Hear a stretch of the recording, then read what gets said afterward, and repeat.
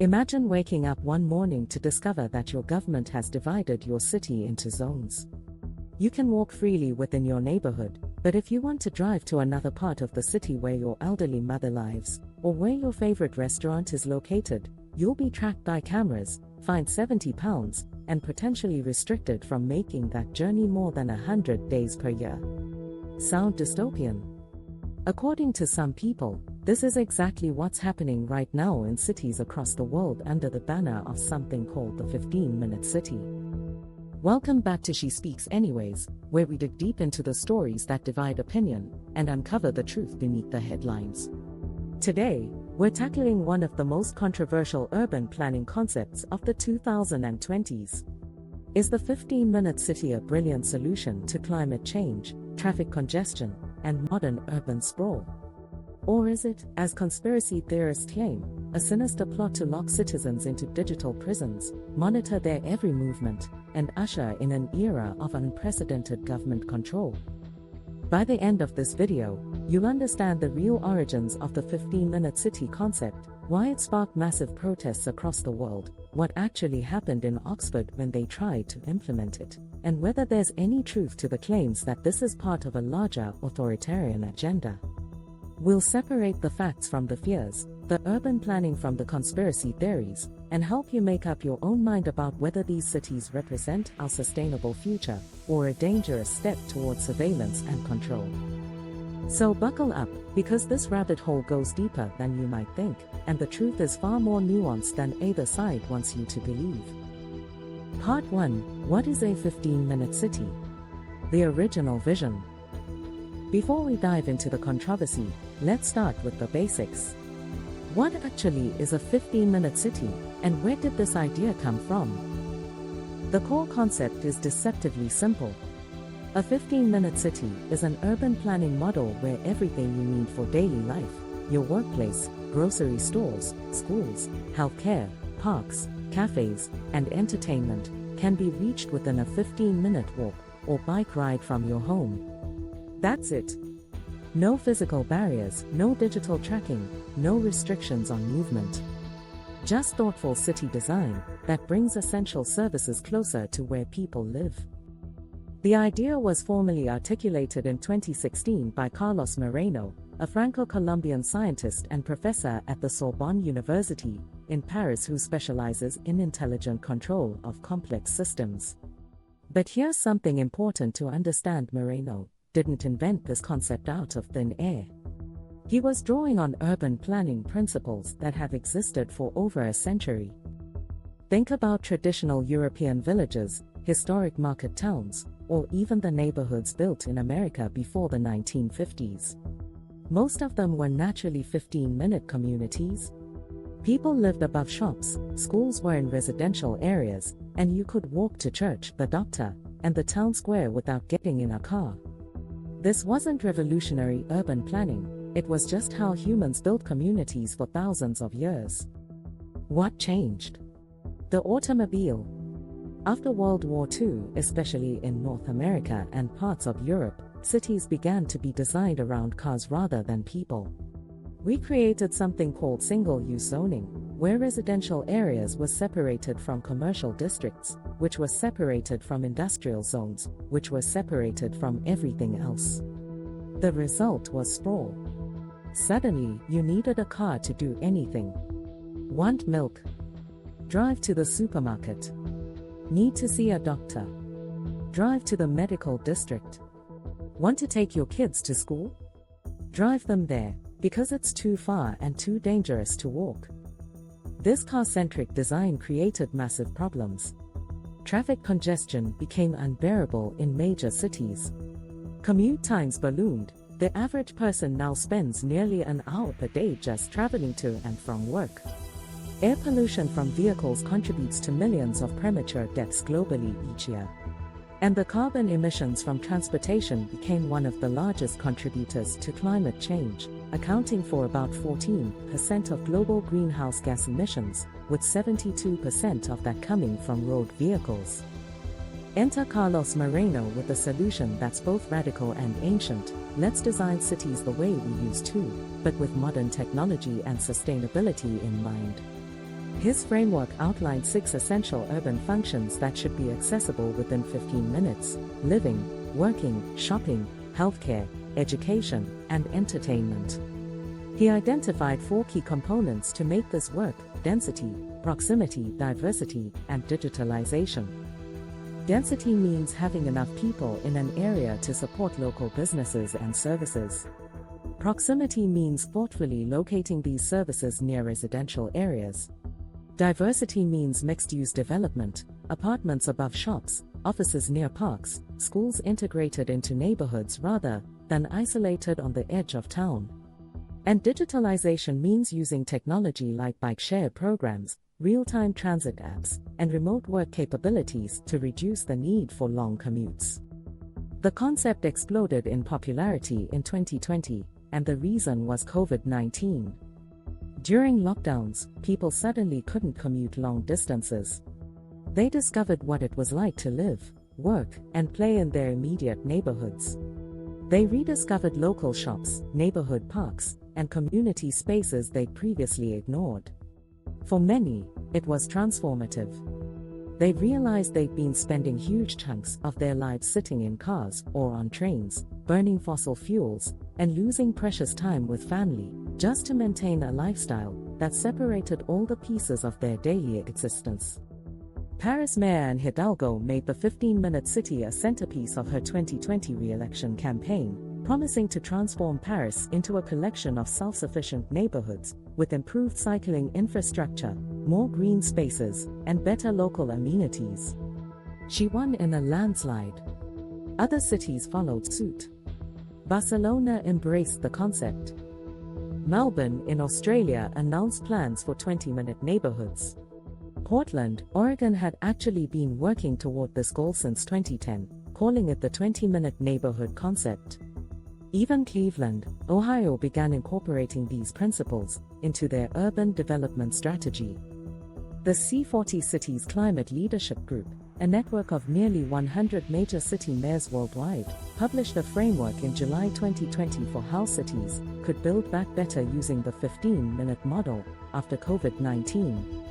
The idea was gaining serious, mainstream traction as a way to make cities more livable, more sustainable, and more connected. On paper, the benefits seemed obvious. Less time wasted in traffic, lower carbon emissions, healthier lifestyles with more walking and cycling, stronger local communities because people would shop locally and know their neighbors, better air quality, especially important for children and people with respiratory conditions, support for local businesses instead of driving to big box stores on the outskirts of town, and cost savings for families who could reduce or eliminate car ownership, which can cost thousands of pounds or dollars per year when you factor in payments, insurance, fuel, and maintenance. It sounded like a win-win-win situation. So how did this seemingly benign urban planning concept become one of the most controversial and polarizing issues of 2023, sparking massive protests, conspiracy theories, and heated political debates? That's where our story takes a dark turn. Part 2: How Oxford Ignited a Firestorm. To understand how 15-minute cities became a conspiracy theory, we need to talk about what happened in Oxford, England. Oxford is a beautiful, historic city famous for its ancient university. It's also a city with terrible traffic problems. The medieval street layout simply wasn't designed for modern car traffic, and congestion had become so severe that buses were taking twice as long to traverse the city center as they should have been, making public transport nearly unusable. In 2022, Oxfordshire County Council, working with Oxford City Council, proposed a solution: traffic filters. These would be camera-enforced points on 6 key roads designed to reduce the amount of through traffic, cars that weren't actually going to destinations in those areas, but were just using them as shortcuts to get somewhere else. The filters would operate during peak hours, roughly 7 a.m. to 7 p.m. on weekdays for most locations. Here's how they were meant to work. The filters aren't physical barriers. They're just cameras with automatic number plate recognition technology. Buses, taxis, Emergency vehicles and motorcycles would be exempt and could pass through freely at all times. Residents living in Oxford would get permits allowing them to drive through the filters up to 100 days per year. People living in surrounding areas would get 25-day passes annually. Blue badge holders, people with disabilities, carers, and various other groups would have exemptions. The crucial point that got lost in the controversy: you could still drive anywhere in Oxford at any time. The filters didn't prevent you from going places. They just meant that for certain roads during busy times, you might need to take a different route, possibly using the ring road instead of cutting through residential neighborhoods. It was a traffic management scheme, similar to ones that had been successfully implemented in cities like Ghent, Belgium, which saw a 40% reduction in unnecessary traffic after introducing comparable measures. Separately, Oxford City Council had included something called 15-minute neighborhoods in their local plan 2040, which is a long-term strategy document for urban development. This proposal aimed to ensure that every Oxford resident, particularly those in underserved areas like Barton, Blackbird Leys, and Rose Hill, would have access to essential services, shops, healthcare, parks, within a 15-minute walk of their homes. The goal was to bring these services to neighborhoods that currently lacked them, areas where residents had to travel significant distances for basic necessities. These were two completely separate initiatives. The traffic filters were about traffic management. The 15-minute neighborhoods were about ensuring equitable access to services. They weren't connected. But on social media, particularly on Twitter, they became conflated into a single narrative that went something like this: Oxford is implementing 15-minute cities, which will use traffic filters to lock people into their neighborhoods, track their movements with cameras, and fine them if they leave their designated zone. This narrative was amplified by high-profile figures. Canadian clinical psychologist and media personality Jordan Peterson tweeted, "The idea that neighborhoods should be walkable is lovely. The idea that idiot tyrannical bureaucrats can decide by fiat where you're allowed to drive is perhaps the worst imaginable perversion of that idea." He called it part of a well-documented plan, and linked it to conspiracy theories about the Great Reset. Conservative MP Nick Fletcher asked for an urgent parliamentary debate on the international socialist concept of so-called 15-minute cities, claiming they would take away personal freedoms, destroy towns and cities, and keep people prisoners in their communities. Actor Lawrence Fox and the pop duo Right Said Fred showed up at protests. Social media exploded with claims that this was the beginning of climate lockdowns, that residents would need digital IDs, that they couldn't visit their relatives without government permission, that it was all connected to the World Economic Forum's supposed plan for global domination. On February 18, 2023, thousands of protesters descended on Oxford. Many weren't even from Oxford, they traveled from across the country. They carried signs reading "Stop Agenda 2030, 15-minute ghettos. We do not consent," and "Digital ID equals digital slavery." Some protesters carried anti-vaccine placards, linking the traffic scheme to COVID-19 conspiracy theories. Others invoked QAnon rhetoric and Great Reset conspiracies. The protest was organized by a group called Not Our Future, which framed the issue as a fight against tyrannical government control. Speakers at the rally warned that this was just the beginning, that soon residents would be trapped in their neighborhoods, that cameras would track every movement, that fines would be automatically deducted from bank accounts, and that by 2049, Oxford would be divided into prison-like zones where freedom of movement was a distant memory. The irony. Council staff and local officials were genuinely shocked. They had proposed a fairly standard traffic management scheme and a planning policy to improve neighborhood amenities. They found themselves accused of implementing a totalitarian surveillance state. Staff members received death threats. The abuse became so severe that both councils issued a joint statement to set the record straight, working with police to report the most extreme threats. Duncan Enright, the Oxfordshire County Council cabinet member for travel and development, tried to clarify in interviews, but his words were twisted. When he mentioned that the goal was to create neighborhoods where you could have the community center which has all of those essential needs, the bottle of milk, pharmacy, GP, schools which you need to have a 15-minute neighborhood, conspiracy theorists seized on this as proof that residents would be confined to these zones. The councils published detailed FAQs addressing the misinformation. No, the traffic filters wouldn't confine people to their local areas. No, there would be no digital IDs required. No, residents wouldn't be fined for leaving their neighborhoods, only for driving through specific traffic calming camera points during peak hours without a permit. No, this wasn't connected to the World Economic Forum, or Klaus Schwab, or any global conspiracy. It was just urban planning. But the damage was done. The term 15-minute city had become toxic in the UK. Oxford eventually stopped using the phrase altogether, recognizing that it had become so inflammatory that rational conversation was impossible. Part 3: The Conspiracy Theories Explained. So how did a straightforward urban planning concept become entangled with conspiracy theories about tyrannical government control, digital surveillance, and climate lockdowns? To understand this, we need to look at the broader conspiracy ecosystem that's developed over the past decade. The foundation for these theories was laid long before 15-minute cities became a talking point.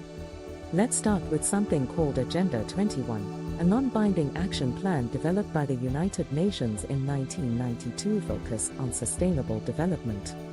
It covered things like combating poverty, protecting biodiversity, and promoting sustainable agriculture. Completely voluntary, no enforcement mechanisms whatsoever. But in right-wing conspiracy circles, Agenda 21 became reimagined as a sinister plot to abolish private property, confiscate cars, force people into high-density urban apartments, and establish authoritarian control under the guise of environmentalism. Never mind that nothing remotely like this actually happened in the 30-plus years since Agenda 21 was written. The conspiracy persisted, mutating into fears about Agenda 2030, the UN's Sustainable Development Goals. Then came COVID-19, which turbocharged conspiracy thinking. The pandemic lockdowns, while temporary public health measures, traumatized many people and created genuine concerns about government overreach. Some individuals began to see patterns everywhere. If governments could restrict movement for a virus, what else might they restrict? Climate lockdowns became the next fear, the idea that governments would use climate change as an excuse to permanently control people's movements and lifestyles. This dovetailed perfectly with Great Reset conspiracy theories. The World Economic Forum held its annual meeting in 2020 with the theme The Great Reset, encouraging businesses and governments to rebuild post-pandemic economies with more sustainability and social equity. This legitimate discussion about economic policy was reinterpreted by conspiracy theorists as evidence of a coordinated global, elite plot to eliminate private ownership, introduce digital currencies and IDs to track everyone, and fundamentally restructure society to benefit the powerful at the expense of ordinary people. Into this fevered environment dropped the 15-minute city concept. It checked all the boxes for conspiracy theorists. It was about urban planning linked to Agenda 21, it involved reducing car use, climate agenda, it emerged prominently during COVID, lockdown parallels, and it was being promoted by groups like the C40 cities and the World Economic Forum, the supposed global elite. Carmen Celestini, a researcher at the University of Waterloo who studies conspiracy theories, explains that the 15-minute city became embedded in this larger conspiracy ecosystem.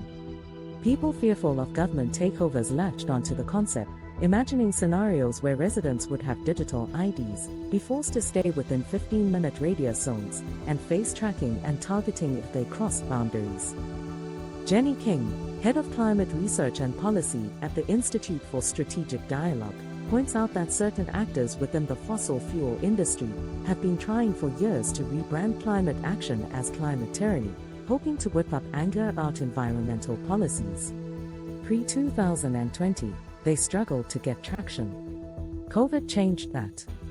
Suddenly, There was real-world precedent for government restrictions on movement, and conspiracy entrepreneurs could point to lockdowns as proof that climate lockdowns were next. The 15-minute city provided a perfect vehicle for this narrative.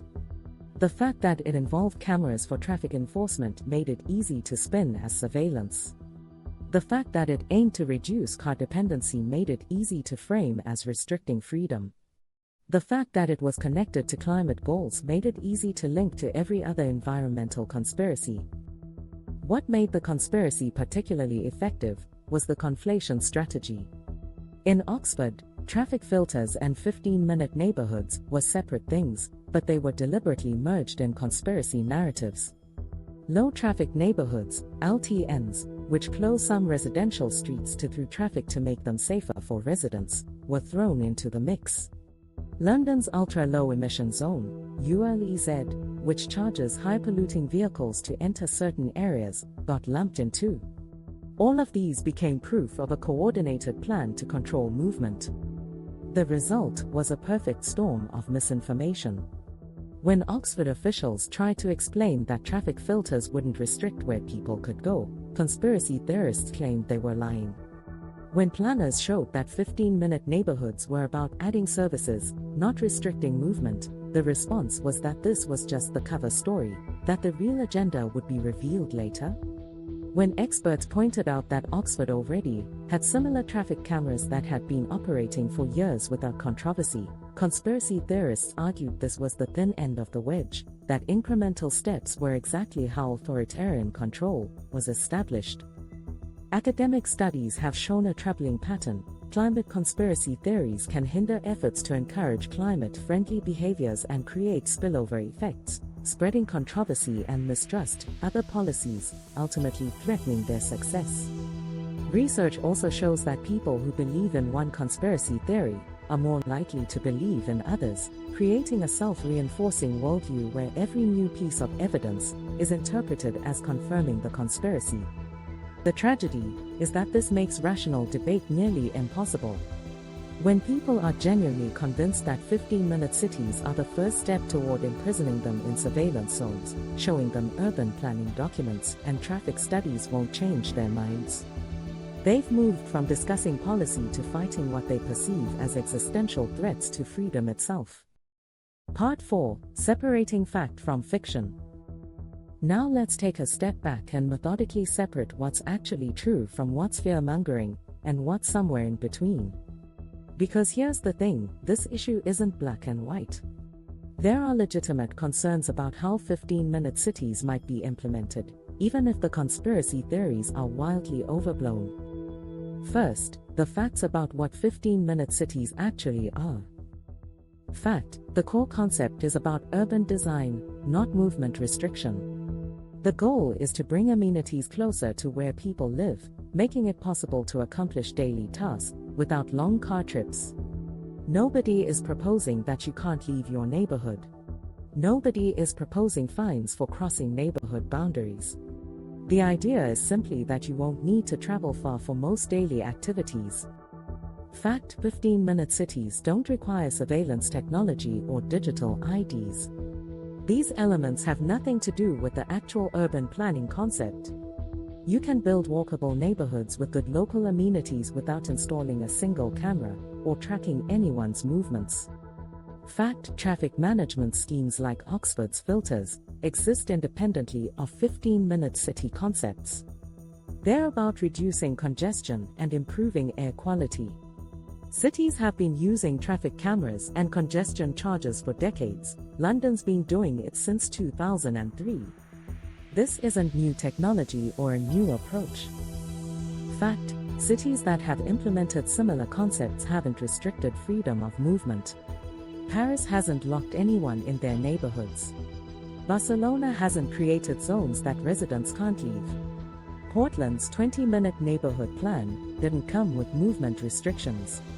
These cities have invested in bike lanes, improved local services, and enhanced public transit, but nobody's freedom to go wherever they want has been curtailed. Fact: the World Economic Forum discussing urban planning doesn't make it a conspiracy. The WEF is an international organization that brings together business leaders, politicians, and academics to discuss economic and social issues. They talk about thousands of topics.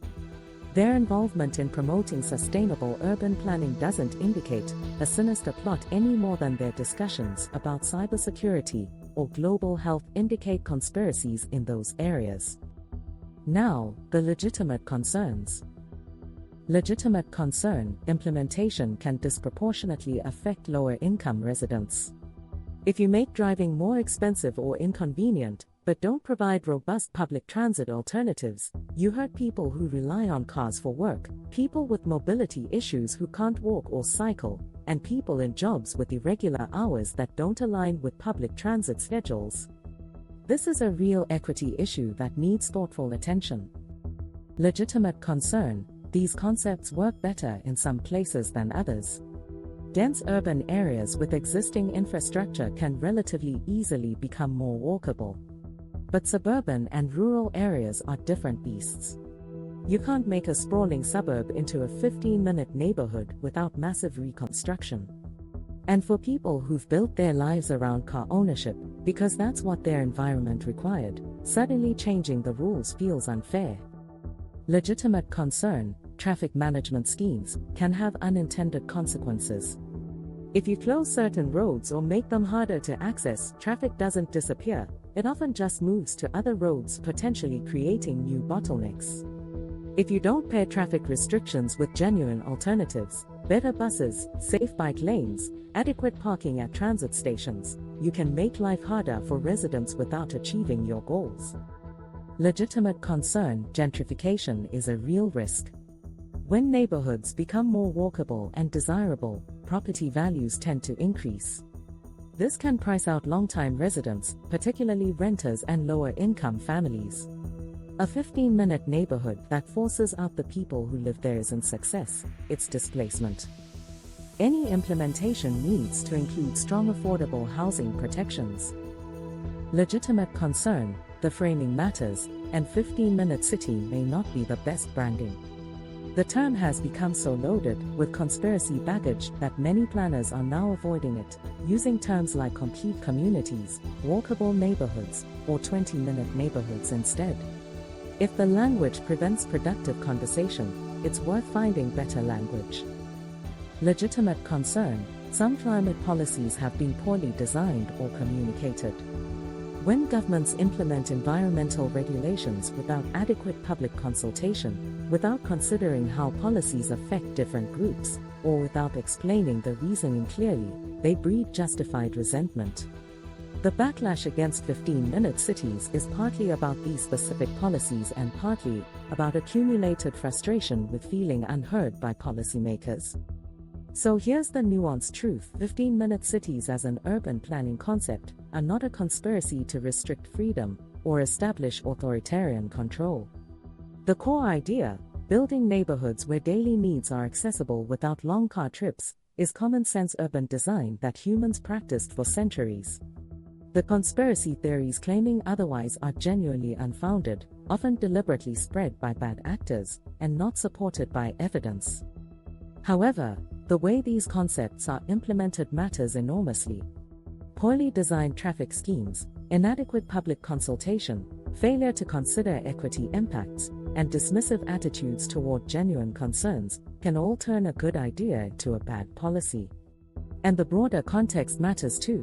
When people feel their voices aren't heard, when they're frustrated with other government policies, when they see patterns of overreach in one area, they become suspicious of new initiatives in other areas, even if those suspicions aren't warranted. Part 5: WHO benefits. WHO losers. Let's talk about the elephant in the room: who actually benefits if 15-minute cities become widespread, and who stands to lose. Because understanding the incentives helps us understand both why the concept is being pushed and why it's being resisted.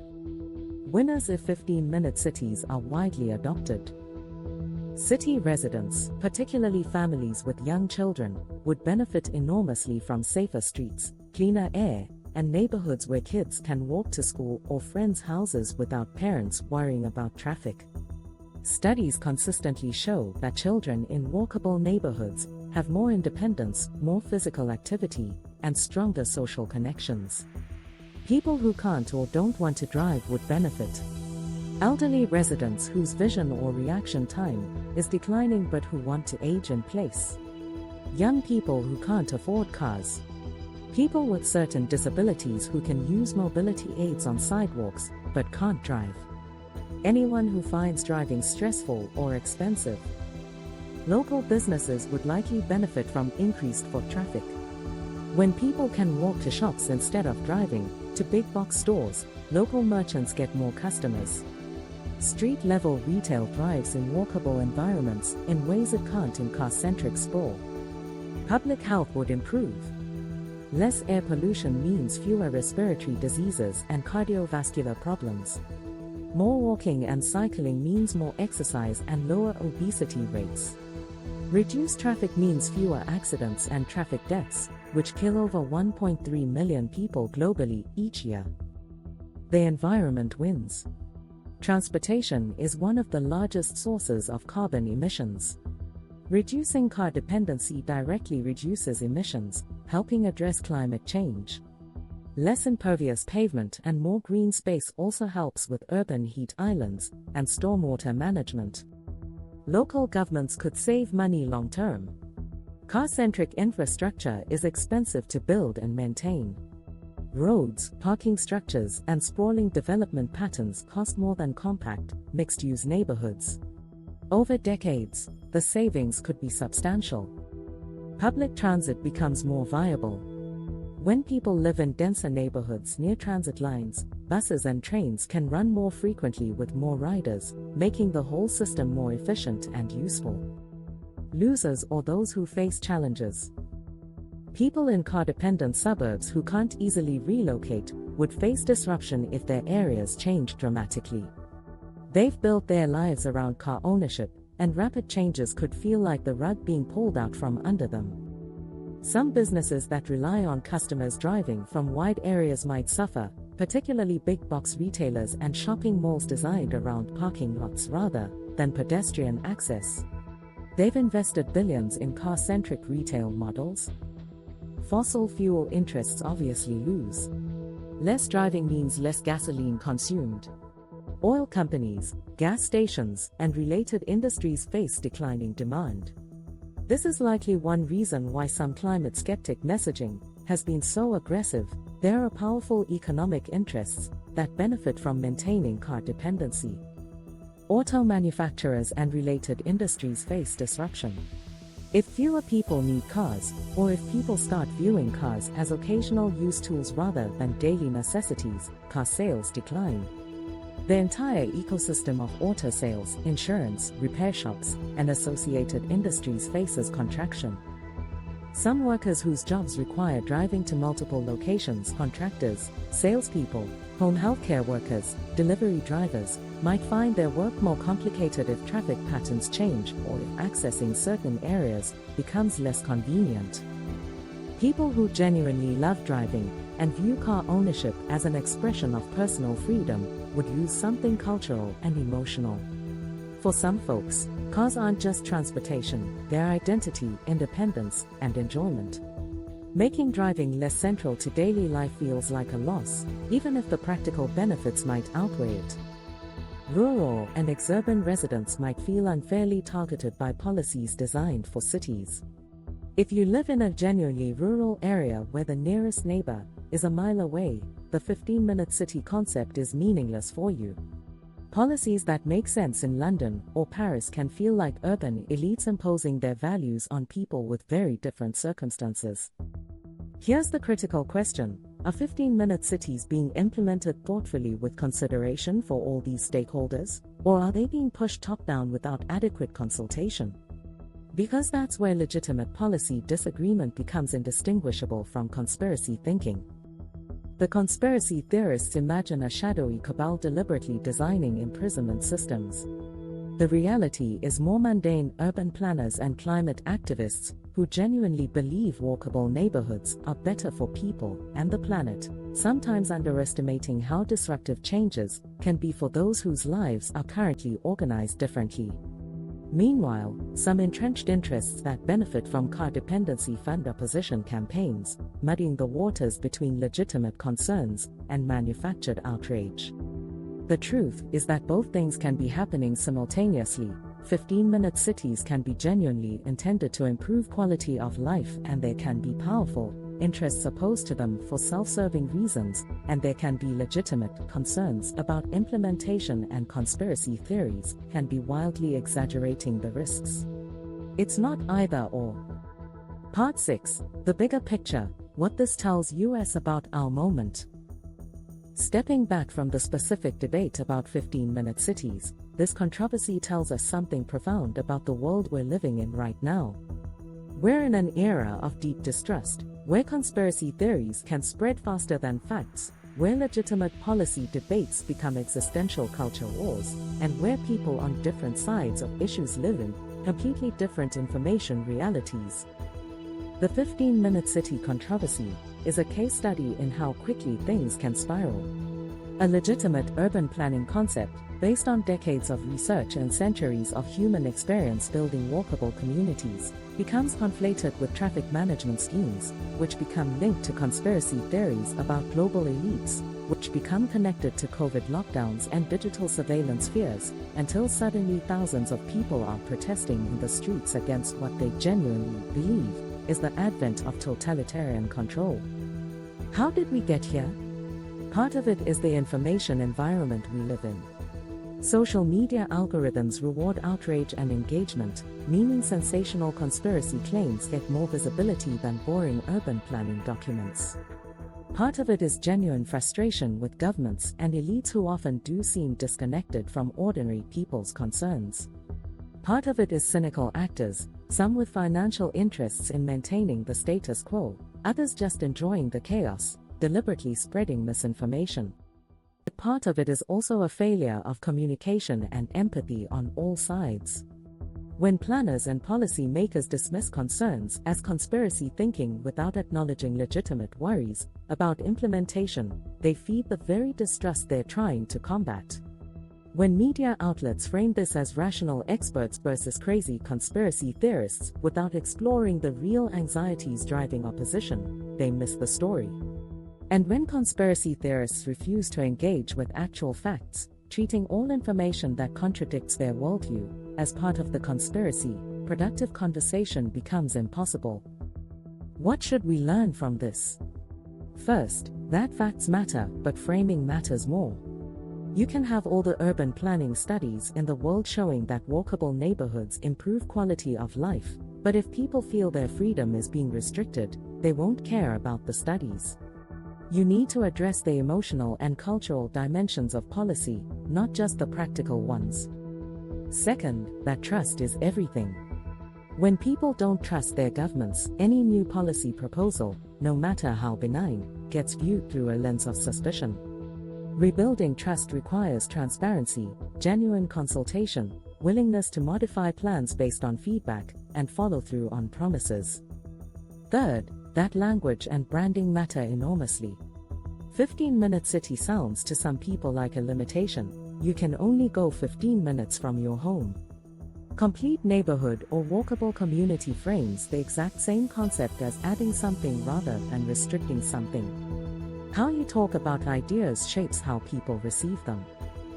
Fourth, that we need to be able to hold multiple truths simultaneously. 15-minute cities are not a conspiracy to imprison people, and there are legitimate concerns about how they're implemented. Climate change is real and requires action, and some proposed solutions have equity problems that need to be addressed. Trust in institutions is often warranted, and sometimes institutions do overreach or make bad decisions.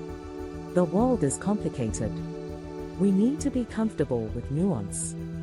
Fifth, that we need to do better at distinguishing legitimate policy criticism from conspiracy thinking.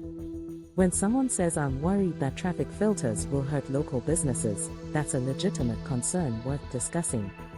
When someone says this is part of the World Economic Forum's plot to imprison humanity in digital zones, that's a conspiracy theory not grounded in evidence.